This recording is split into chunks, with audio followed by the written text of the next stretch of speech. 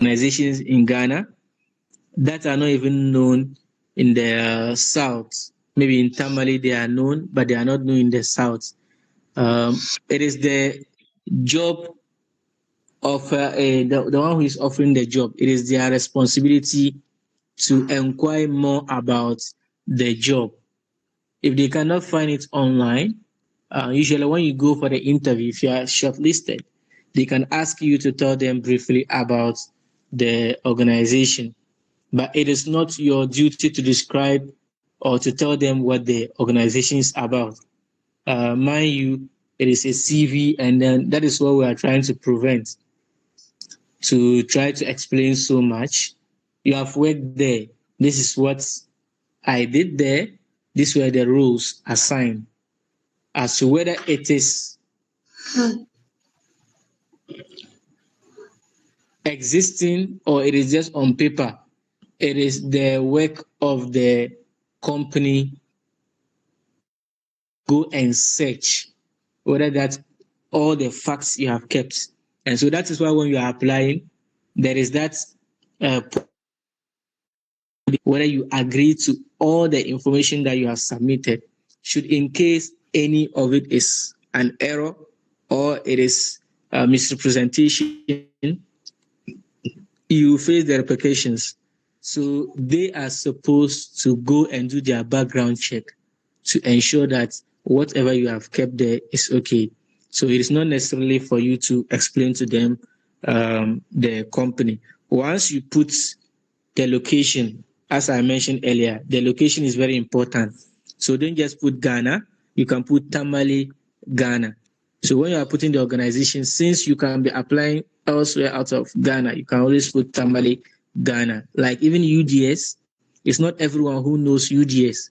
So you need to always put University for Development Studies, you need to put the location Tamale, Ghana, so that you know precisely where it is from. And when they are doing their searching, they can always do deep search to even narrow their search down to the particular location that they are looking for. I don't know if that answers the first question.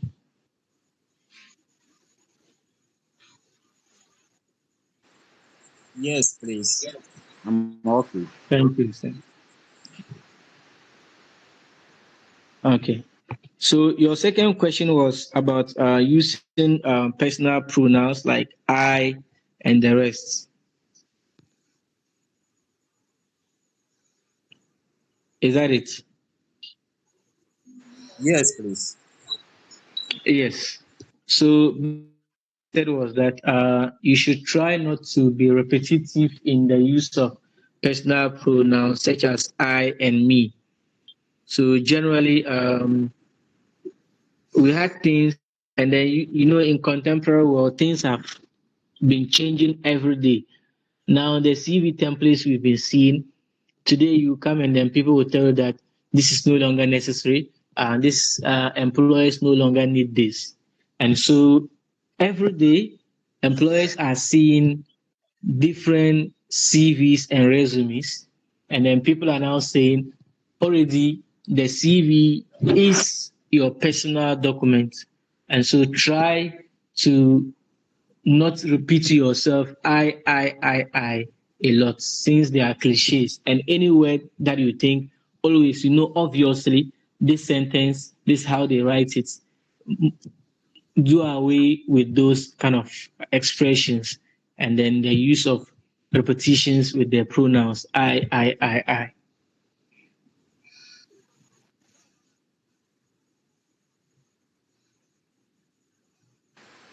All right. Okay. Thank you. You're welcome.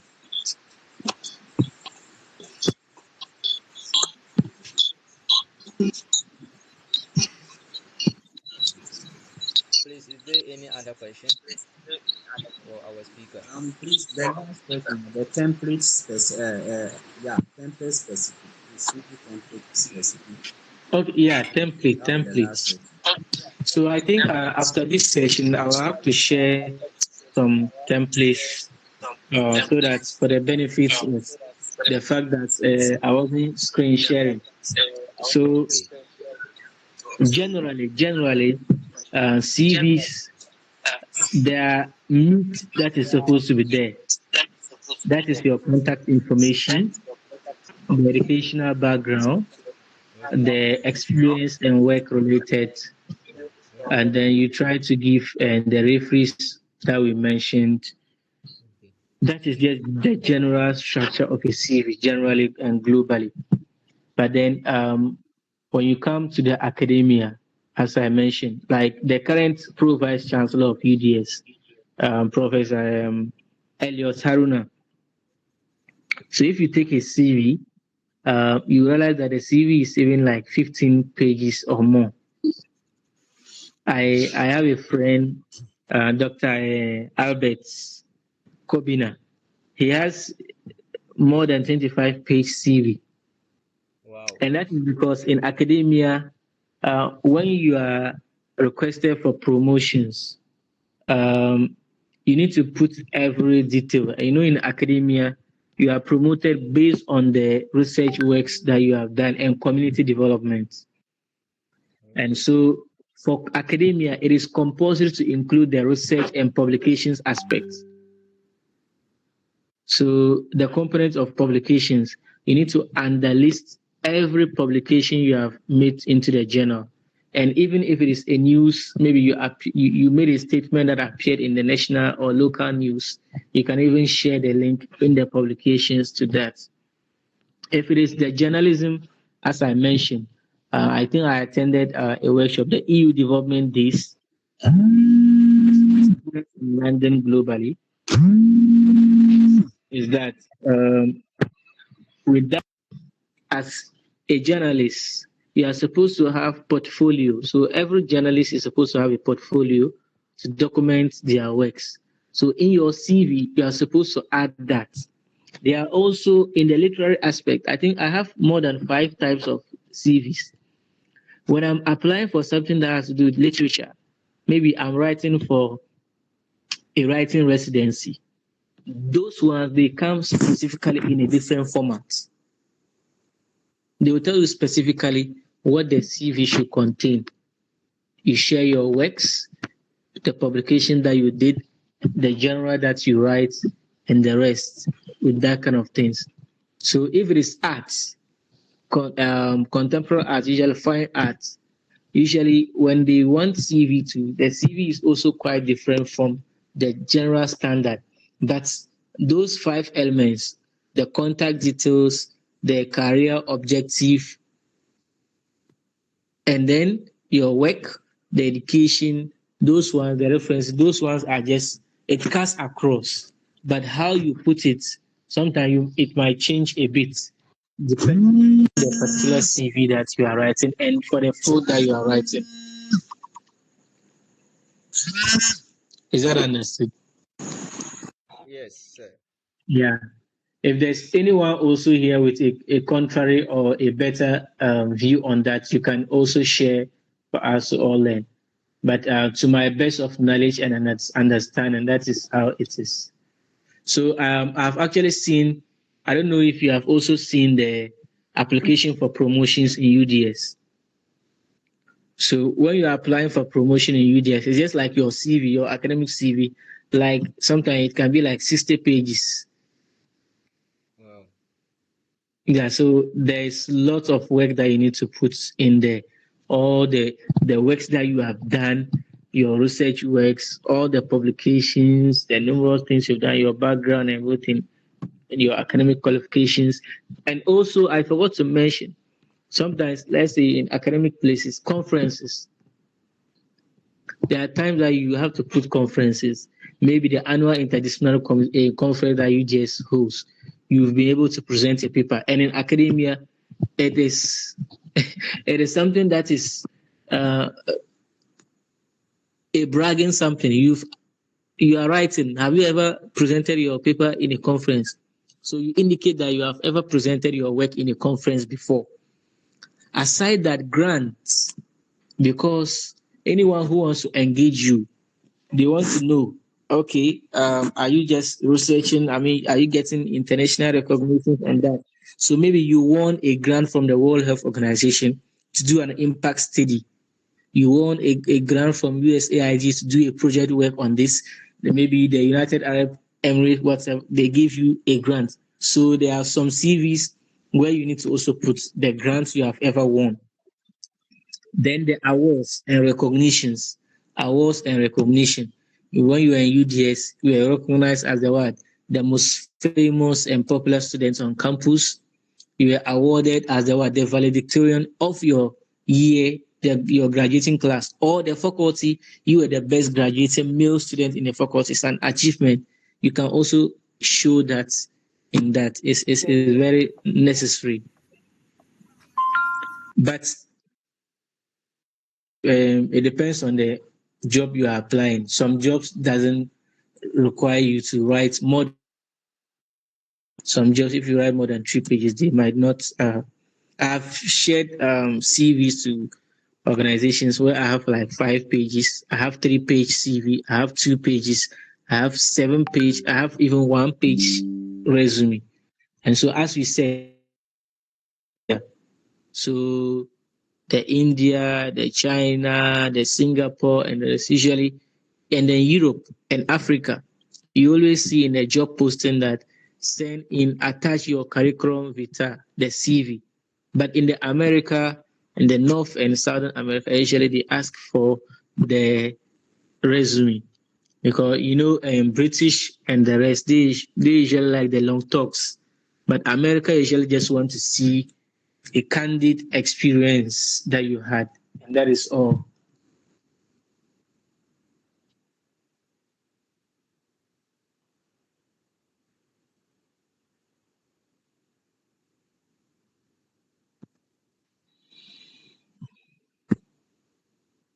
Is there anyone with a question?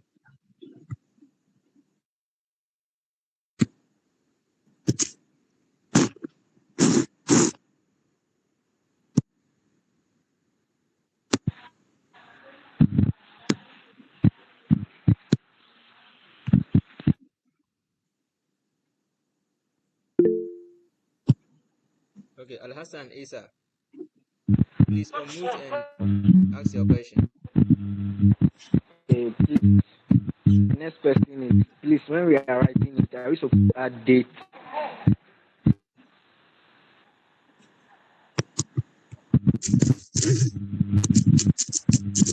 Hello.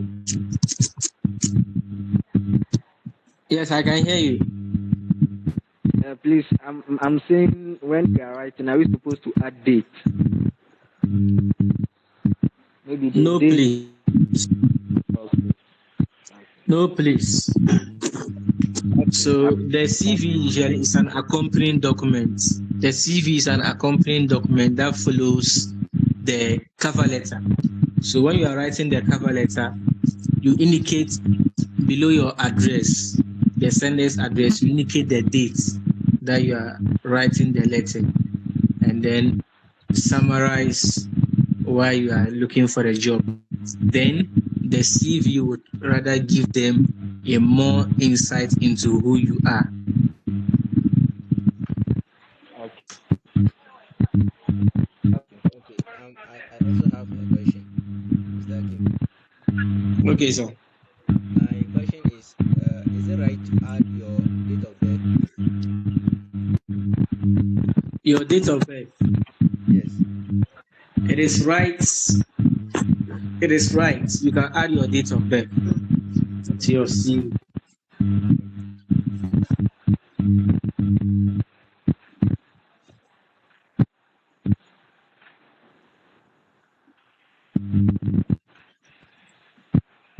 Brother Al Hassan Isa, have you raised your hand again?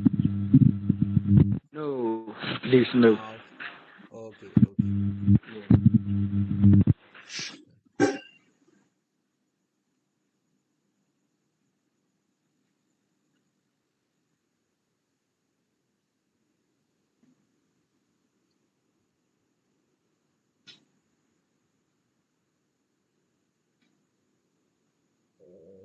Okay. Ibrahim Rashad. Assalamu alaikum. Wa alaikum assalam wa rahmatullahi wa barakatuh. Me actually, I don't have question. I just want Brother Hakim, for the knowledge that you have shared with us. Thank you very much. Okay. Thank you, sir. I'm very honored. And it's an honor to learn from all of you here. And seeing that you guys are here is even giving me more win. Inshallah. Inshallah. Okay. If there's no other question, I'll allow Mr. Akim to just conclude the presentation, and then we'll call it a day, inshallah.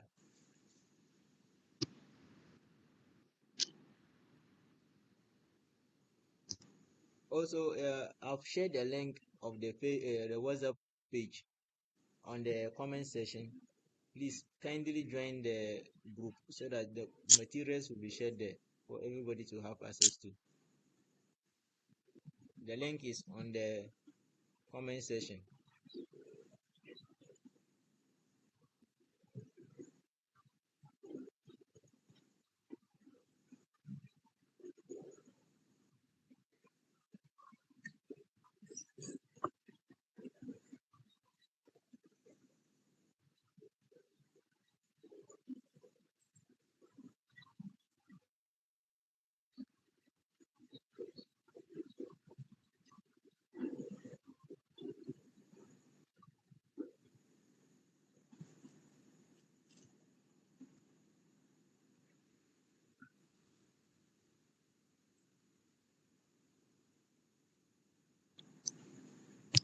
Hello.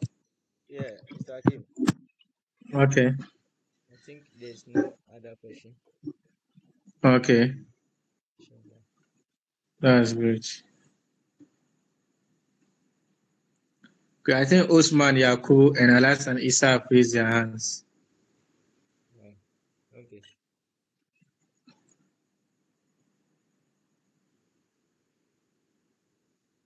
Okay.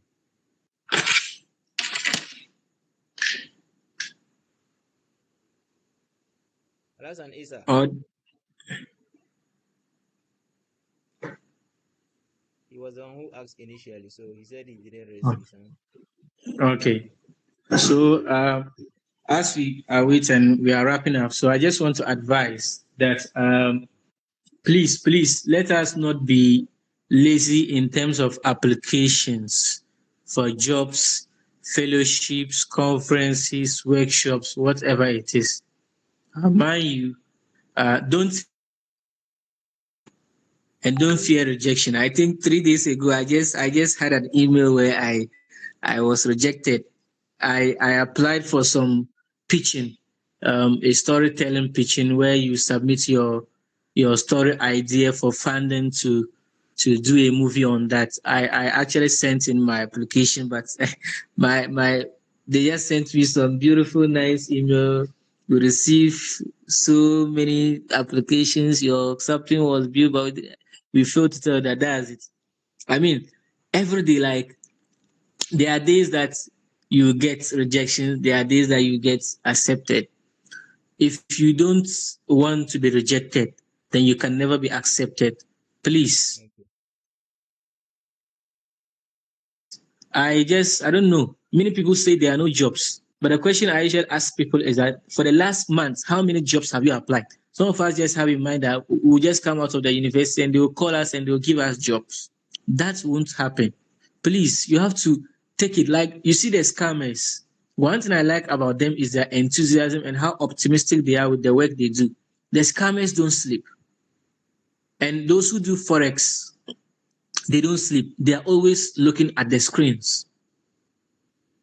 Please, the scammers don't sleep. So if you are sleeping, you won't get anything. Please always be ready and be keenly looking on social media for job advertisement. If you see that this page always posts jobs, follow the page, be it LinkedIn, Facebook, Twitter. Look for these advertisements and always apply. One thing I know is that if you don't get the job, but you get the opportunity to update your CV, and every day that you write cover letters, anytime you write a cover letter, you get new insights and you improve on the previous cover letter and CV that you wrote. So even if you don't get the job, but you are even improving your writing skills in terms of. So please always try to modify your letter. Don't always put one letter always for every job. Try to challenge yourself to go beyond. Twitter, for instance, LinkedIn is very good place where you can get job opportunities. Every day there are jobs. Every day there are job opportunities. And when you align your skills well on LinkedIn, if you list your, they will suggest jobs that align to your skills. On Twitter, you can follow universities, scholarship cafe, and other things if you want to do your postgraduate studies. Please, there are times that, like, I follow people, they just share directly. The supervisor, the professor himself shares. I have this opportunity in my lab with funding. If you want to do your masters, your PhD, apply. They will send you link, and that one it even saves you the rigorous procedure of going to the university to apply. Once the supervisor accepts you, the university accepts you directly. So please, let's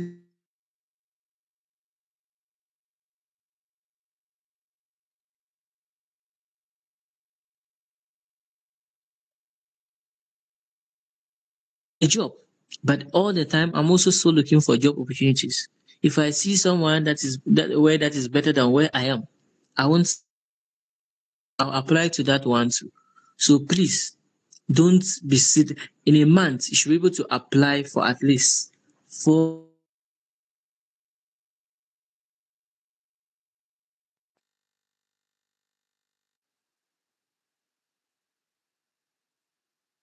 that you are going to be keenly applying for jobs. You are going to do job hunting. I bet you by the 6th month, if you don't get job, Charlie, then something is wrong with you. Please, let's not wait for the jobs to come. We have to go after the jobs. Thank you so much. You are welcome, Mr. Hakim. Thank you very much for the wonderful presentation and advice. We are really grateful. May Allah subhanahu wa ta'ala increase you in knowledge and also bless you with goodness. Without much ado, I will encourage each and every one of us to try and join the link to the WhatsApp page so that the materials that Mr. Hakim will be sharing to me, I will channel it to that page for all of us to benefit from, inshallah. Without much ado, the time has been spent already. I would like a volunteer to give us a closing prayer and we will call it a night. I can see my vice president, Mubashir Saidu.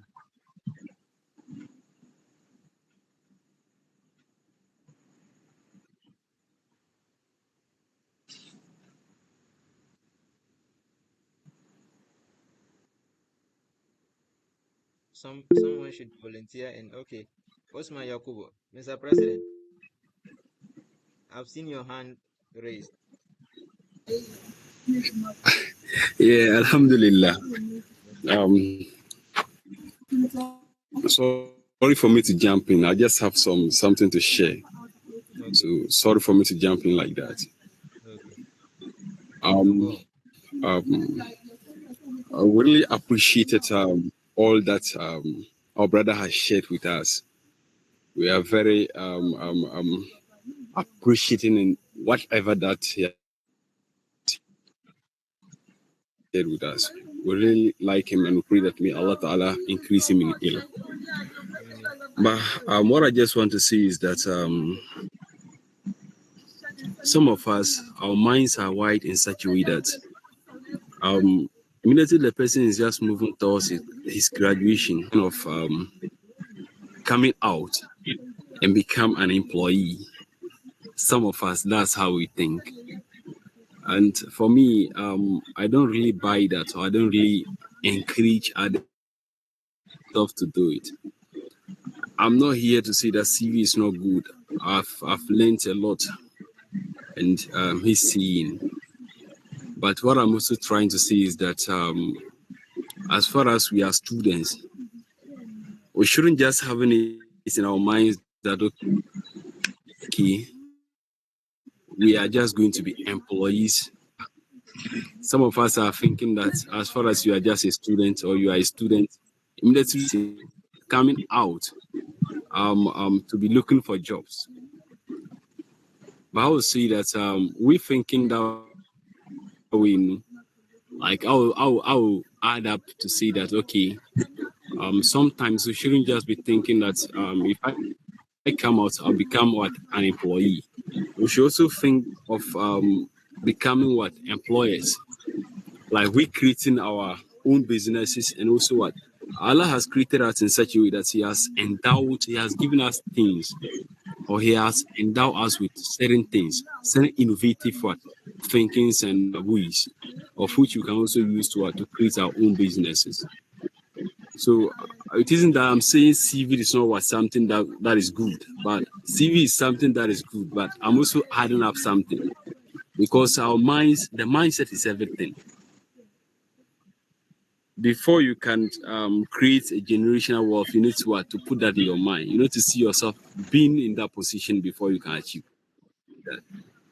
So if you want to, like what I mean is that if you just want to become successful in this world as well as in the Ahira, I would say that we shouldn't just be thinking that okay, we just want to be working for people, or should be like employees. We should also think of ourselves being what employers. So some of us we have a greater or innovative what ideas of which you can also use to build our own what businesses and also employ others to work for us.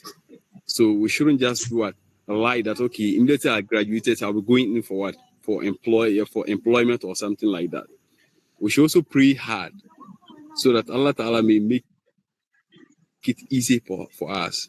So that immediately you graduated, we learned a lot of people who graduated from what universities and what colleges. And thereafter, those people were created their own businesses and now they are millionaires and billionaires. So I'm not denying any CV or something, but having CV is good. Sometimes immediately you graduated, you have to work to start your own business.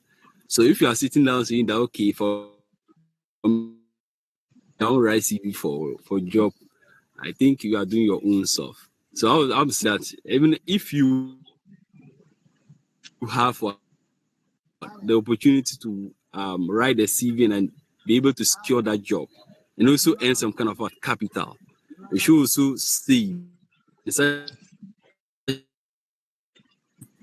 also our own business for that business. So this is just a business idea that I'm just bringing on board, and we thank our brother for sharing this beautiful or this incitement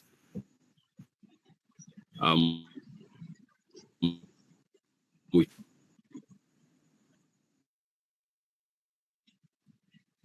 Okay, thank you very much, Mr. President, for the submission.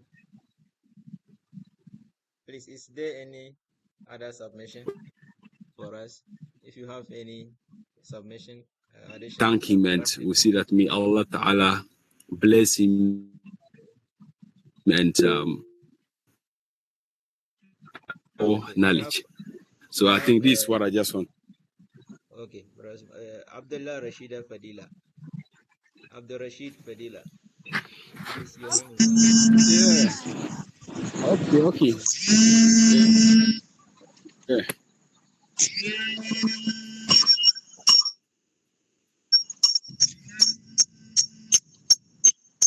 Abdul Rashid Fadila, please, can you unmute yourself and talk? Assalamu alaikum. Wa alaikum assalam. So since no lady is not talking, so I would say Alhamdulillah and Jazakallah khairan for what our brother has delivered, and also our facilitator for today. You, Mr. I don't know how to address you. I just want to say Jazakallah khairan. We really appreciate everything. Assalamu alaikum. Wa alaikum assalam, Sister Fadila. Thank you for the kind words. Can we have a volunteer to just give us a closing prayer? Okay, Ibrahim Rashad. Yes, I'm coming to do the closing prayer. Okay, the floor is yours. All right. أعوذ بالله من الشيطان الرجيم بسم الله الرحمن الرحيم لله رب العالمين الرحمن الرحيم مالك يوم الدين إياك نعبد وإياك نستعين اهدنا الصراط المستقيم الذين أنعمت عليهم غير المغضوب عليهم ولا الضالين. May Allah bless us. Amen. Amen. Amen. All right.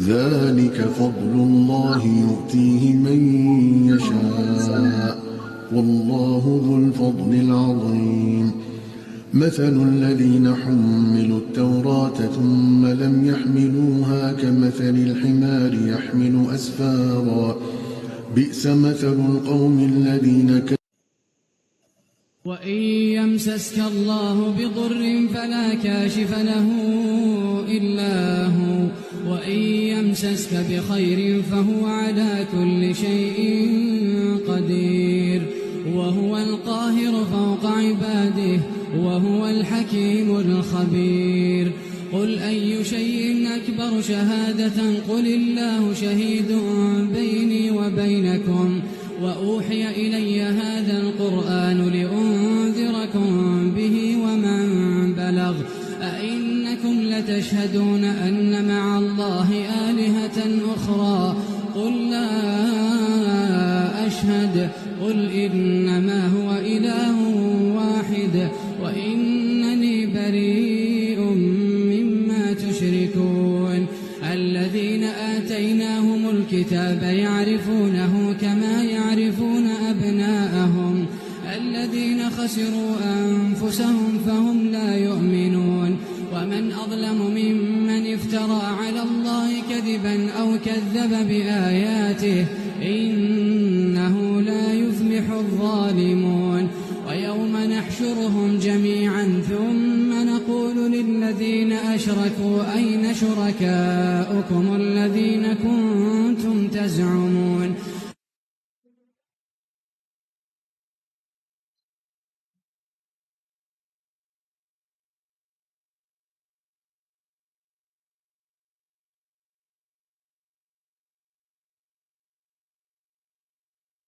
وإن يمسسك الله بضر فلا كاشف له إلا هو وإن يمسسك بخير فهو على كل شيء قدير وهو القاهر فوق عباده وهو الحكيم الخبير قل أي شيء أكبر شهادة قل الله شهيد بيني وبينكم وأوحي إلي هذا القرآن لأنذركم به ومن بلغ أئنكم لتشهدون أن مع الله آلهة أخرى قل لا أشهد قل إنما هو إله واحد وإنني بريء مما تشركون الذين آتيناهم الكتاب يعرفونه